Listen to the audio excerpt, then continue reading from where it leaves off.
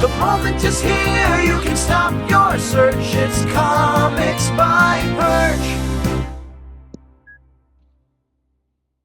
Hey everybody, this is Perch. I think at some point I probably should do a new set of prediction videos. I did some a couple of years ago. By and large, several of those predictions came true. The stuff that didn't come true was all stuff that I might chalk up to the world got dumber. And believe it or not, the world did get significantly dumber in several areas. It's pretty amazing in a lot of ways how crazy it did get with comics. I think you look at some of the missed opportunities. It's pretty amazing. There's stuff that like a first year business grad would kind of be able to spot. I still maintain there's this whole article I need to do from this chat. Bleeding Cool put it out, and they did their job of cutting and pasting a bunch of Facebook bullshit. But it's an amazing article, and I think I'm the only one reading it this way. But it's people aggressively, breathlessly arguing for why things should never change, even when things clearly need to change. And I mean that basically that image, that cartoon of the dog and he's sitting in a burning house is like, this is fine. It's not really like that.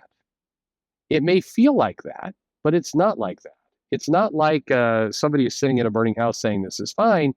It's there's a happy house with an open door and a clear path to what success should be. And people are basically they see an open door, they see it's better, and they're just choosing to starve. There's cases, and this is too dire. And that, by the way, most of the people listening to this and the people who will likely comment and write me will say, no, it's not this way. And you're not wrong for you. But for other people in the industry, there's places where it's clearly broken and everyone can see it's broken, and there's an acknowledgement of where it's broken. And people are just choosing to stay with the broken world because it's more comfortable to them to be in pain. It is baffling. You can't, when you read this stuff and you see people going, I'd prefer my comic shop to be closed rather than open because that's more comfortable to me. You have to just in your mind go, you are a dumbass.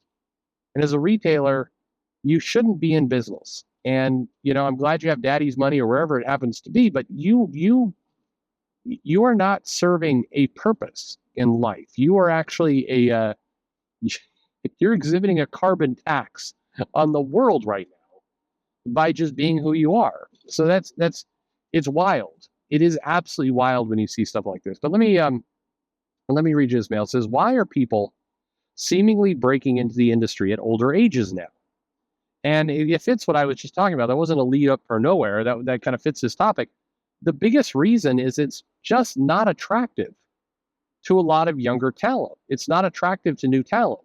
The people who are in comics, in many cases, are people who have already made some money and therefore have a bit of a, they have skin in the game, basically. They have an established, place that they're at.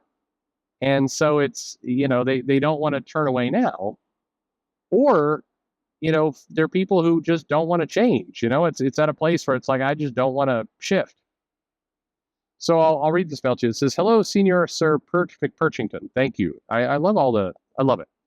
I recently had a conversation with a friend about Image era comic artists such as Mark Silvestri and Jim Lee, both who broke into the industry when they were in their early 20s. However, I've noticed that many of the quote-unquote new talents seem to be breaking into the industry much later, around the age of 30 to 40, according to Wiki. I'm curious about three things. First, what happened to the industry that caused it to stop nurturing and developing young talent? Secondly, why are all the bigger superstars now older?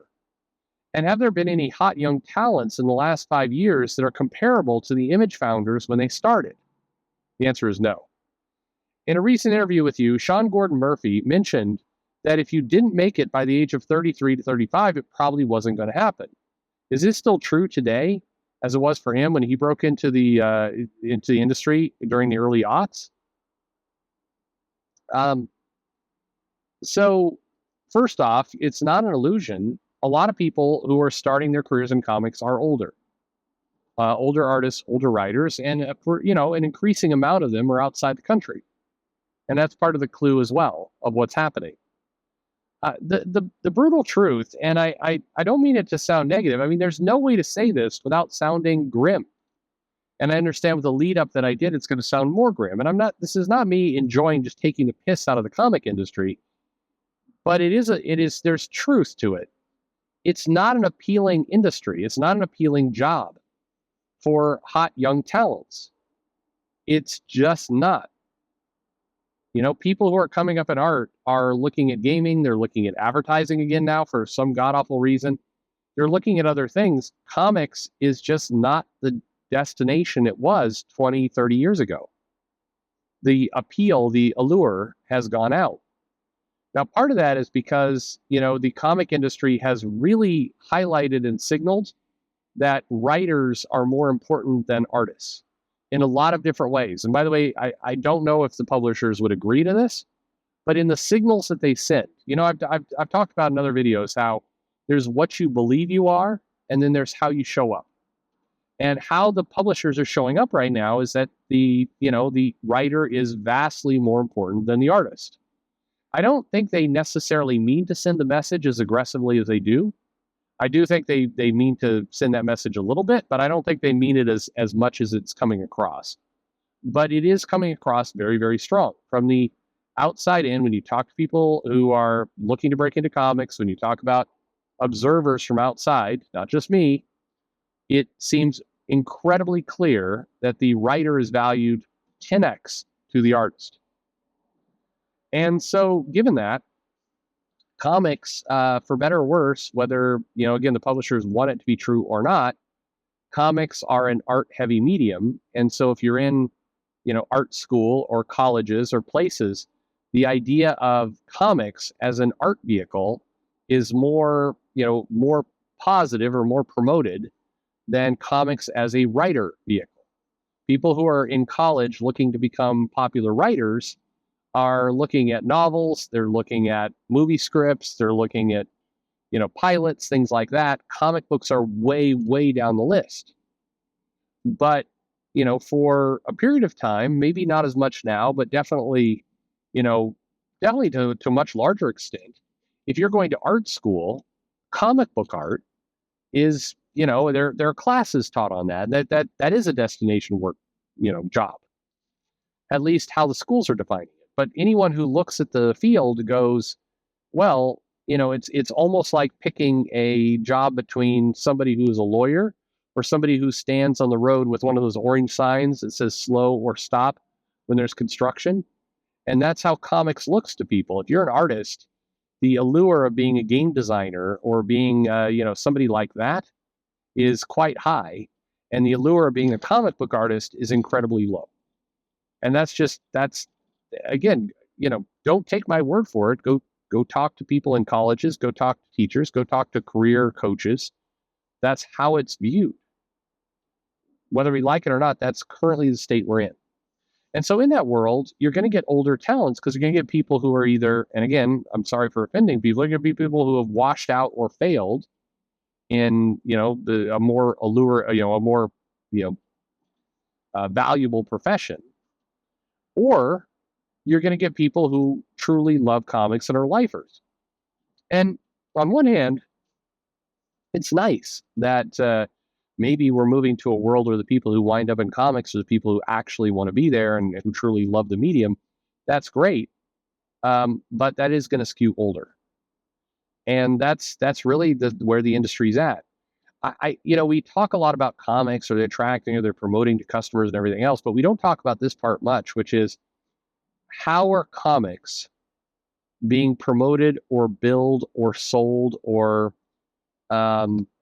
how attractive are they to, I want to say normies, but to people who are looking to enter the industry. If you think about a career fair in a college, or not that they do those anymore, but if you look about, well, they still do those, I guess. But if you look about a job you want to have, 30 years ago, comics was sexy. The Image founders, when they came into it, there was the idea that you could become a superstar artist. You could land Levi commercials and show your crotch, or at least you could be kind of cool. And today, the idea of being a comic book creator, comic book artist is way less cool than it was 30 years ago.